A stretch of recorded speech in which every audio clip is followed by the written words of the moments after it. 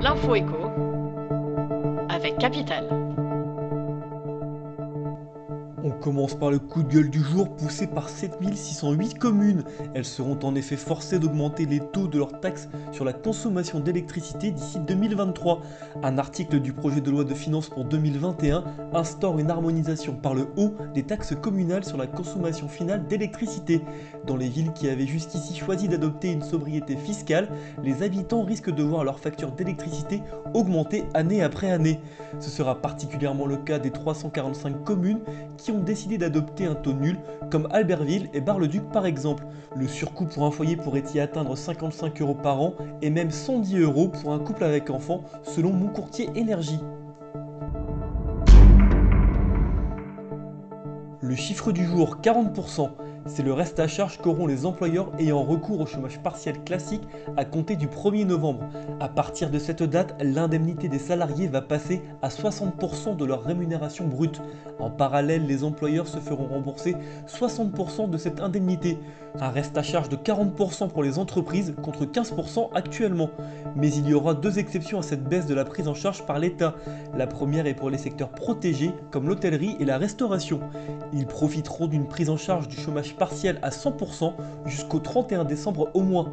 La deuxième exception concerne différentes catégories de salariés et notamment les personnes vulnérables. Pour elles, les employeurs auront toujours un reste à charge de 15% seulement après le 1er novembre.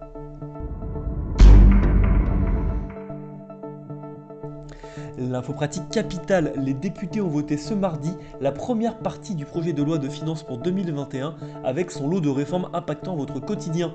Si le barème du malus automobile est bien durci, l'abaissement progressif des seuils de rejet de CE2 se fera sur 3 ans contre 2 prévus initialement. Autre bonne nouvelle, le forfait mobilité durable, versé notamment aux salariés qui prennent leur vélo ou font du covoiturage pour aller au travail, est relevé de 400 à 500 €. En revanche, l'abattement pour les donations familiales ne sera finalement pas porté à 200 000 €. Le gouvernement a fait supprimer au dernier moment la hausse de cet avantage fiscal exceptionnel. Plus d'infos à ce sujet sur capital.fr. Et on termine avec cette défaite pour Amazon devant les prud'hommes d'Orléans. Le géant américain avait licencié un agent d'exploitation de son site de Saran, dans le Loiret, en décembre 2018.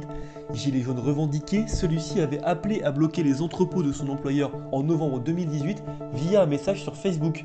Mais pour les prud'hommes, ce renvoi était sans cause réelle et sérieuse. Selon le jugement, le message en question de l'employé visait le système économique et les inégalités sociales et non l'entreprise américaine. Ce message a également été posté dans un contexte passionnel national initié par le groupe Gilets jaunes. Amazon a été condamné à indemniser son ex-employé à hauteur de 21 500 €, sans compter les frais de justice. C'était l'info écho avec Capital.